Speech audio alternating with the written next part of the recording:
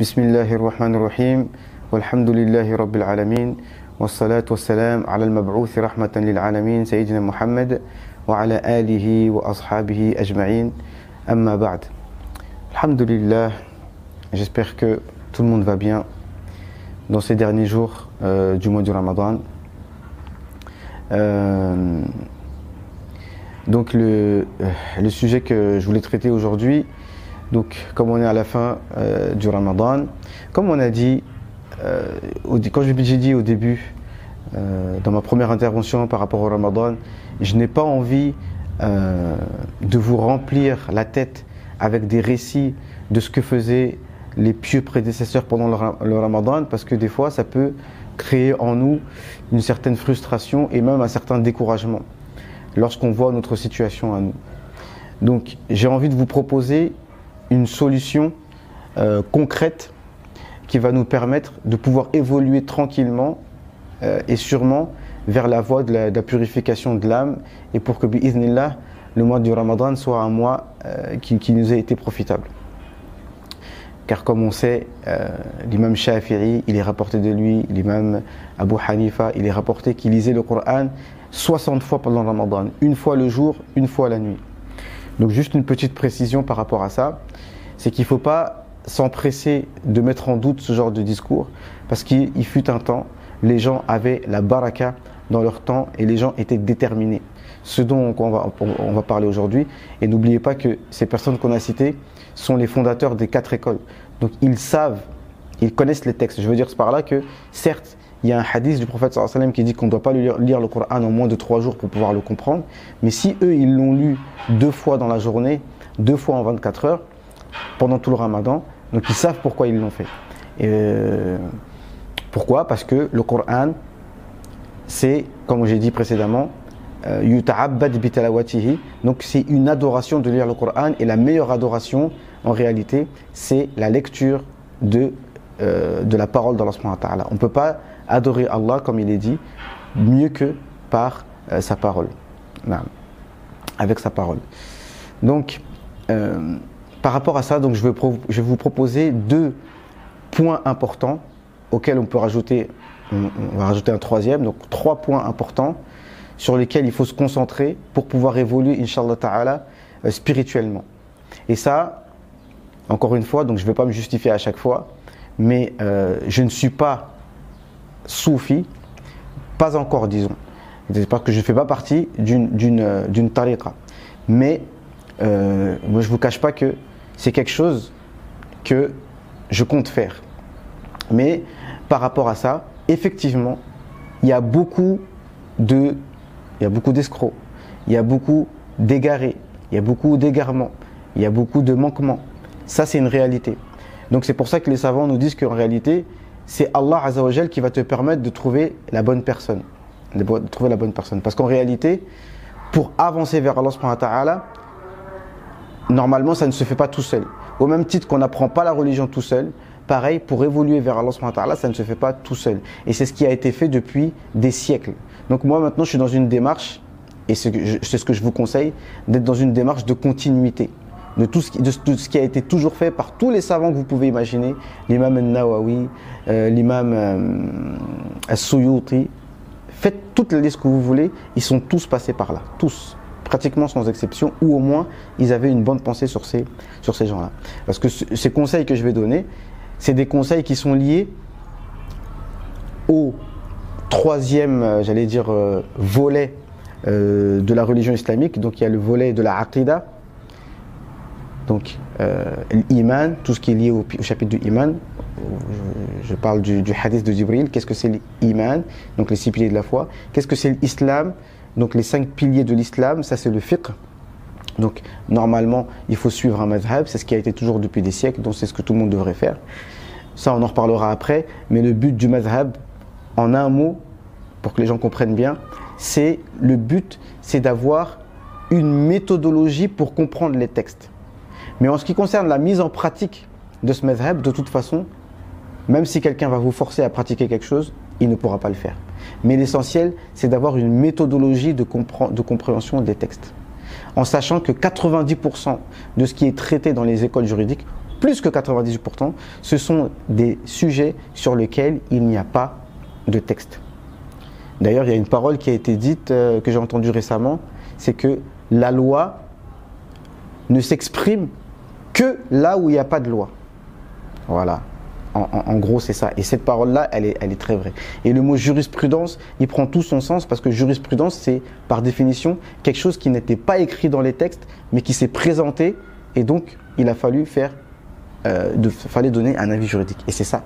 La bonne définition de fiqh, c'est jurisprudence et non pas de droit islamique. Mais ça, on en reparlera après.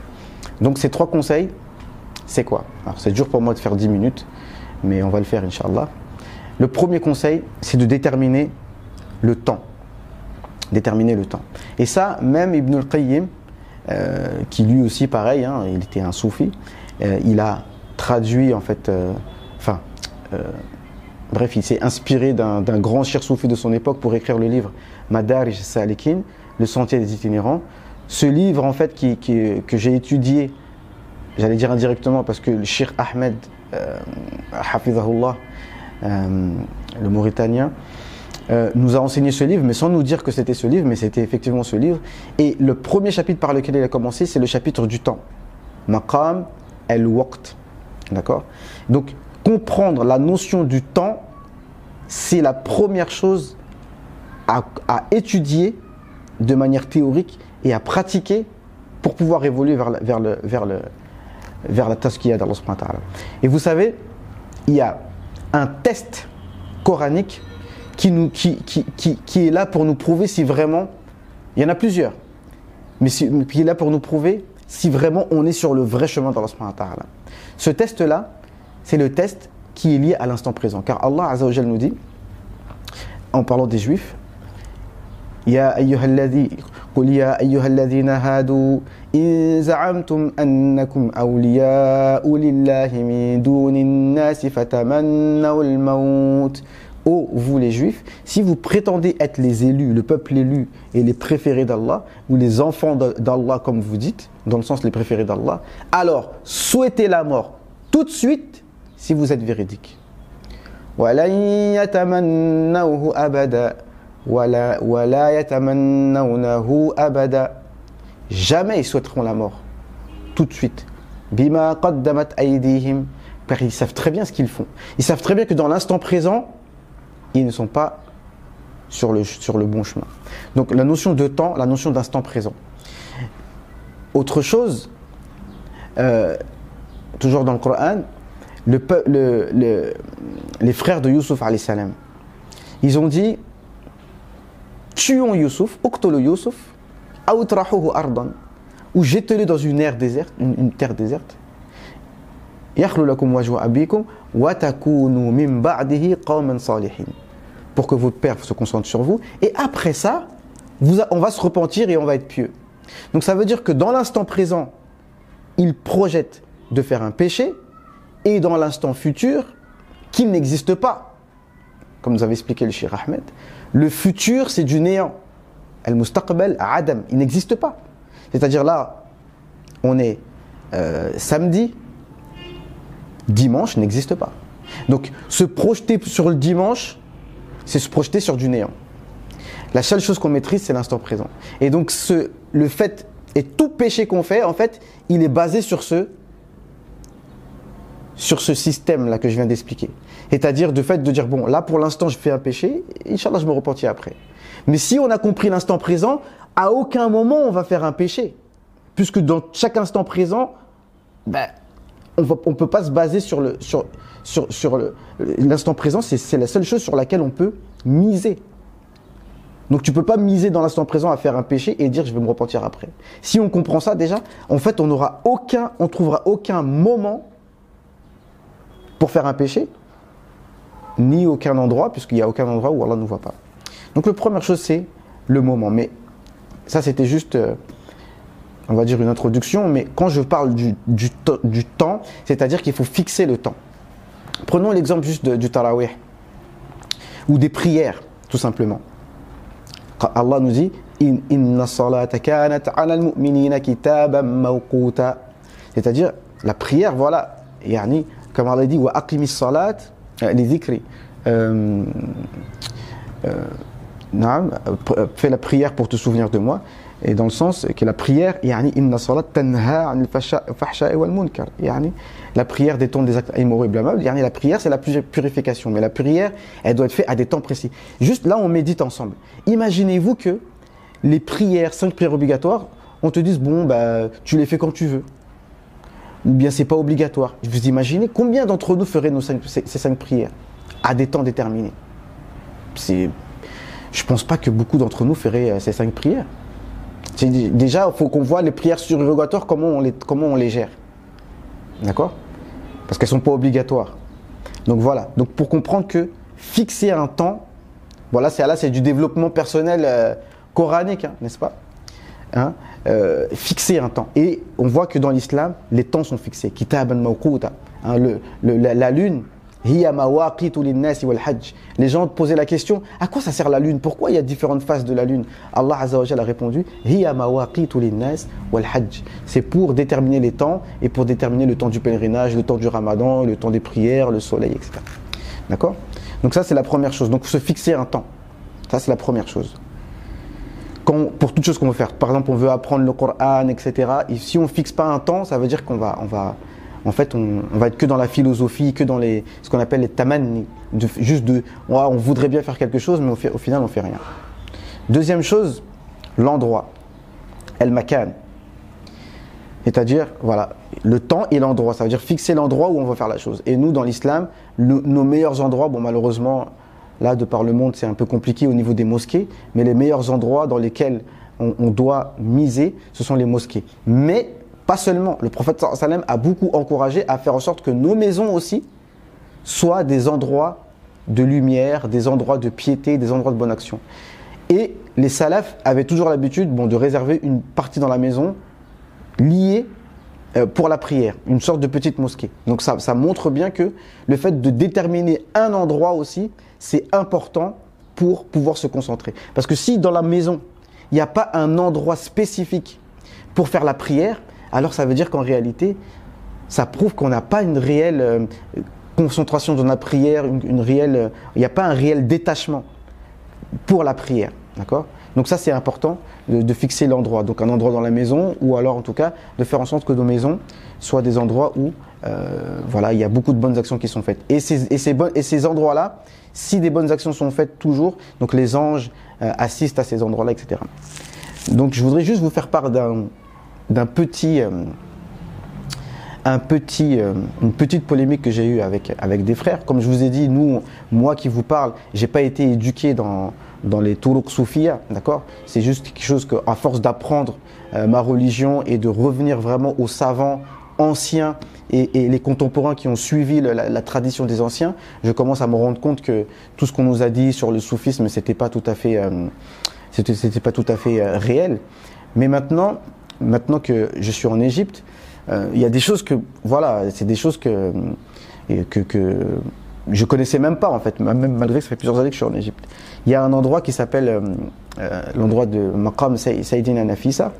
Bref, moi c'est ce que j'ai entendu d'un frère Hanbali, et il se reconnaîtra peut-être, je ne vais pas citer son nom, peut-être que ça le dérangerait, mais c'est un Hanbali qui s'y connaît bien et qui m'a dit, quand tu vas en Égypte, si tu vas à cet endroit-là, bi'iznillah, les savants ont dit que la dua à cet endroit est acceptée. Donc quand j'ai dit ça à certains frères, ils ont dit mais Tawassul, on veut bien comprendre, mais dire que la dua est acceptée à cet endroit-là, donc ça a fait beaucoup de polémiques entre nous. Bref, tout ça pour dire, celui qui veut un dalil,